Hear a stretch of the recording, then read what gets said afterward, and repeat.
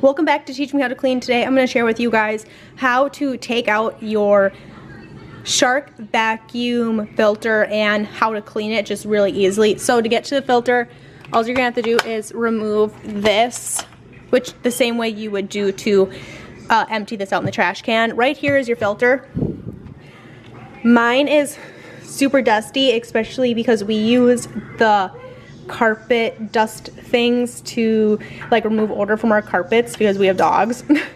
This gets full of dog hair, and this is just a really easy way to maintain your vacuum filter so you don't have to buy a ton of replacements. We're gonna get it wet and just kind of start squeezing it out. You have to be gentle with this because if you rip the filter, you're gonna need to replace it. So just, you know, gentle touches.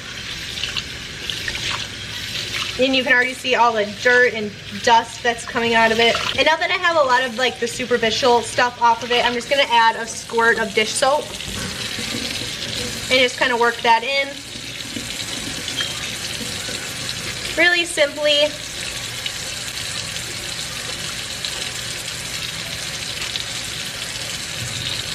And just kind of lather this up and do the same thing. Just rinse it out, and I'll just repeat this process until it's as clean as I would wish it to be, and once all the soap is out of the filter. So once it's gotten to kind of where I want it to be, I'm just going to squeeze out all the excess water, and I'm just going to leave this out on my counter and let it dry completely.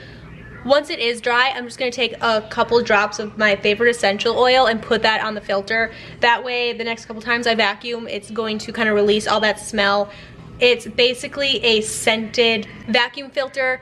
Febreze makes them, Glad makes them, but they're $6 or $7 a piece. This way I get it for just a handful of cents basically from my essential oil, and it works like a charm. So that's the easiest way to clean your Shark vacuum filter. This is a little pad that sits underneath the vacuum filter. This also gets super dusty. I'm just gonna go ahead and kind of do the same thing with this.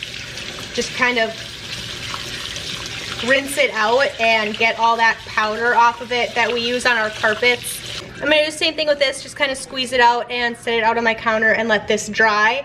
I'm not gonna put any essential oil on this. I'm just gonna place this back down in the vacuum. And that's really that.